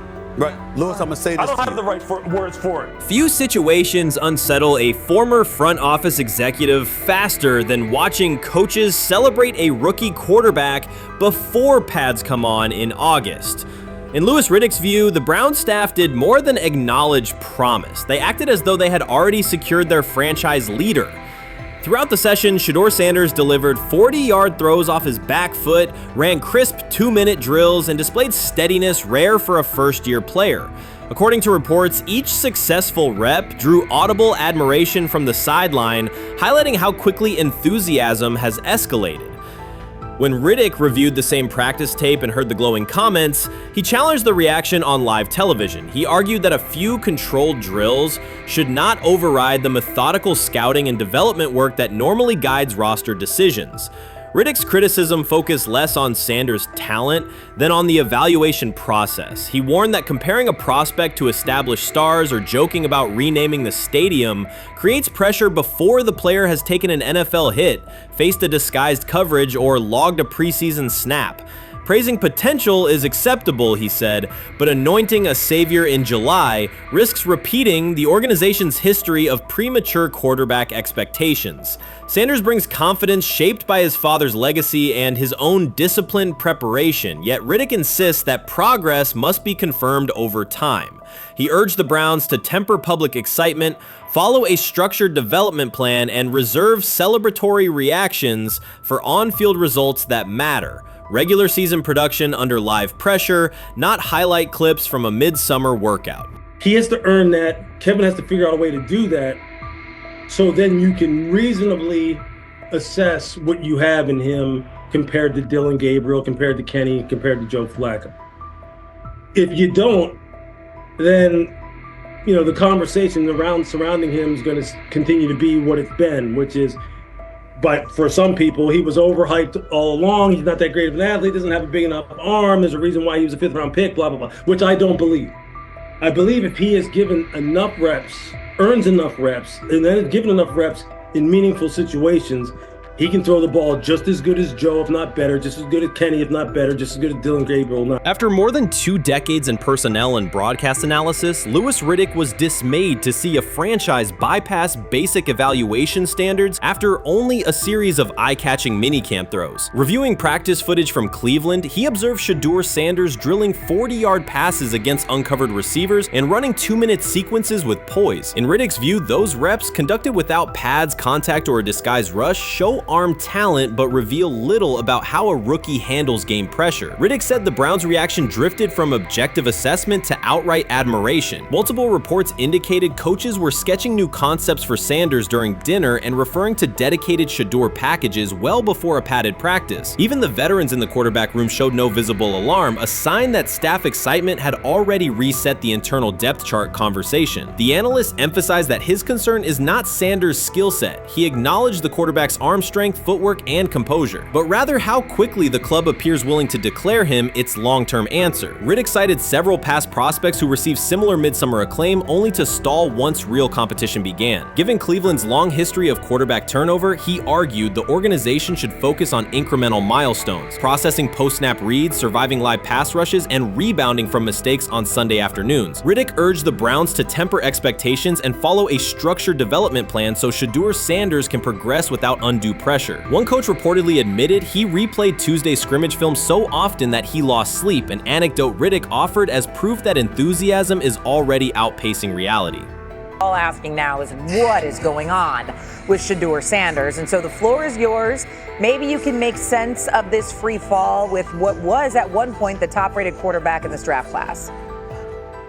Yeah, see, I think at this point in time, this really isn't a football discussion any longer. This is a personal discussion. This is about it's a fit discussion. It's whether or not teams are just comfortable with everything that comes along with Shedeur in terms of who he is as a person, all the people that are surrounding him in terms of his inner circle, and whether or not teams deem that to be something that they're comfortable with. Right or wrong, that's the only conclusion you can really come to at this point. Louis Riddick voiced an escalating concern during the segment. Having witnessed numerous quarterback setbacks in his career, he worries another may be forming, not because Shedeur Sanders lacks talent, but because the praise around him is growing without restraint. Sanders has simply attended practice, delivered accurate passes, led the huddle, and shown the composure expected of an NFL player. Riddick fears the Browns' reaction, treating routine drills as proof of long-term success, risks setting premature expectations. He cautioned that the organization seems ready to celebrate a franchise savior before Sanders has taken a competitive snap, noting that such early adulation has derailed promising prospects in the past and could impede Sanders' measured development.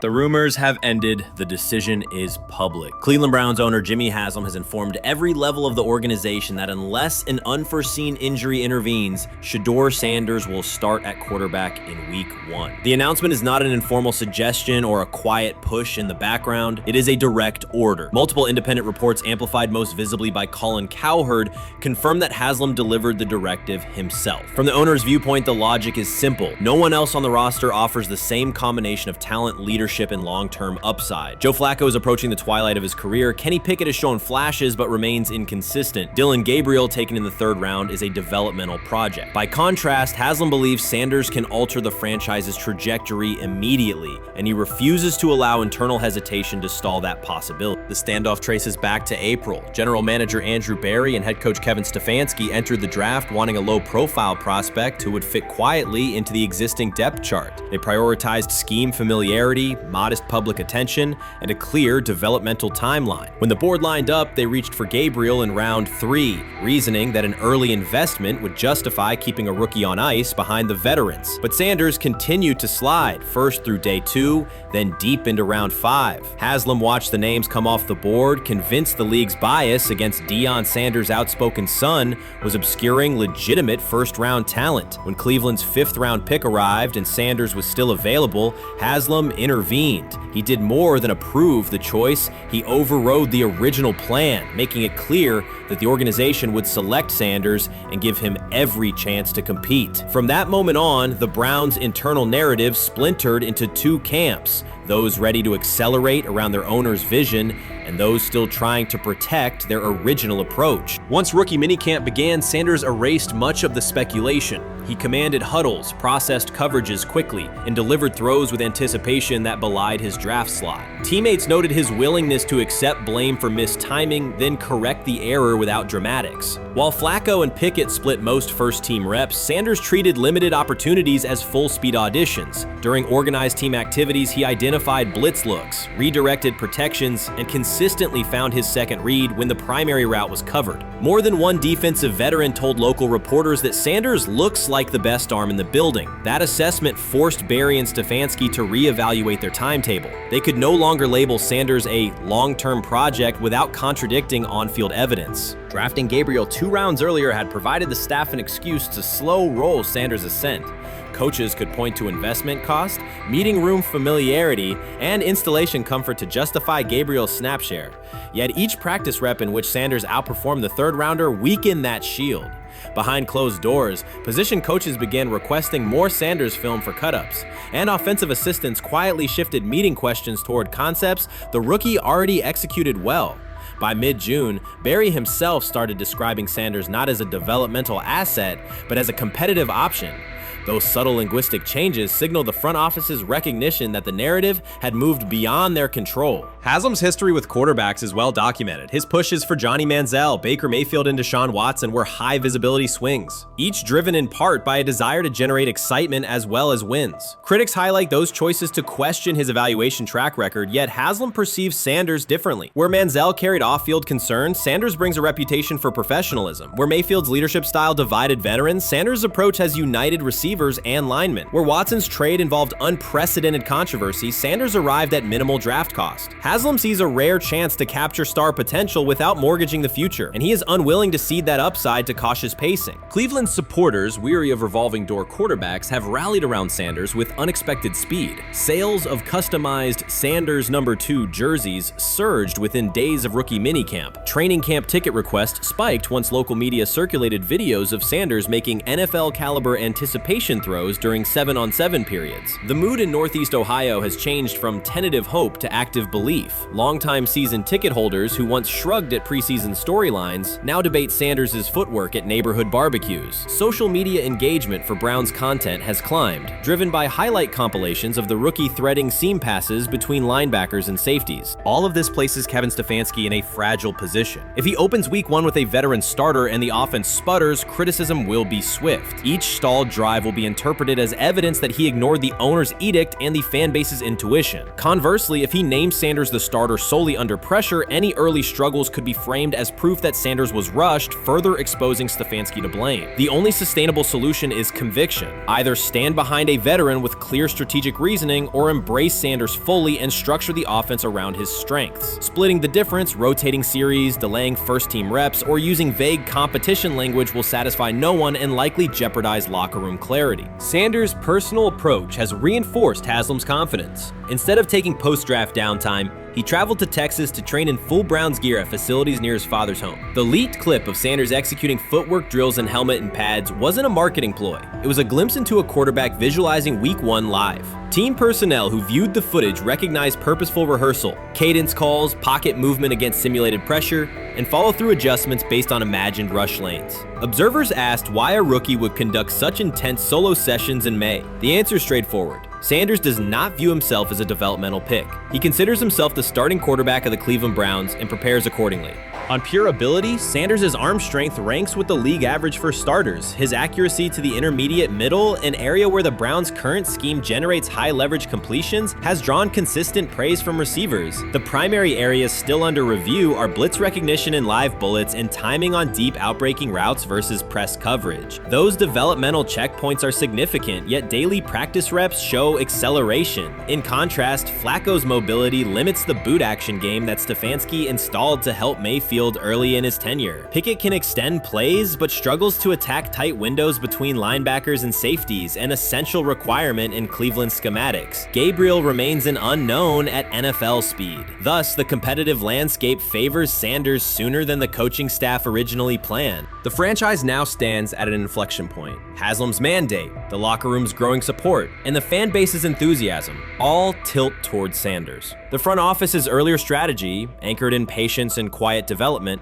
is increasingly untenable. Barry's shift in messaging indicates grudging alignment, but final authority over the depth chart rests with the coaching staff, unless ownership directly intervenes on game day decisions. A move rare but not unprecedented in the NFL. Should Stefanski align with the owner and name Sanders the starter before preseason concludes, he can claim proactive vision and tailor the offense through training camp. Should he resist and open with a veteran who falters, he risks rapid loss of credibility and possibly his position. Either path carries pressure, but only one aligns with the momentum sweeping through the building.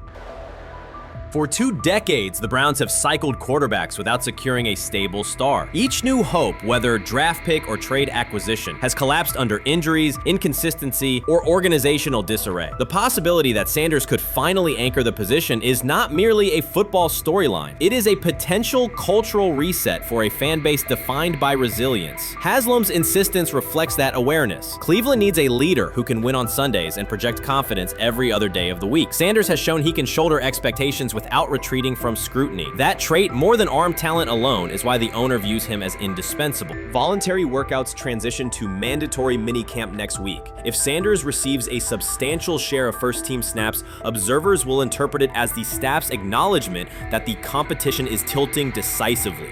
A public declaration may not follow immediately, but every rep allocation is a signal. If, however, the staff continues funneling most top unit snaps to Flacco or Pickett, tension will escalate. Local media will question the evaluation process. National analysts will debate the merits of letting a rookie learn through live action versus controlled practice. Inside the facility, players will recognize any disconnect between performance and opportunity, and unity could fray. The Browns have reached a decisive moment. Shedeur Sanders has demonstrated the skill, poise, and work ethic to justify starting in Week 1. Jimmy Haslam has publicly positioned him as the future, and by implication, the present of the franchise. Kevin Stefanski and Andrew Barry must either endorse that vision or brace for the consequences of delaying it. For Cleveland fans, the significance is clear. A legitimate chance to exit the cycle of quarterback uncertainty and rally behind a signal caller capable of commanding the field and galvanizing the city. Whether that opportunity is seized promptly or postponed will define the Browns' 2025 season and likely the tenure of the decision makers involved.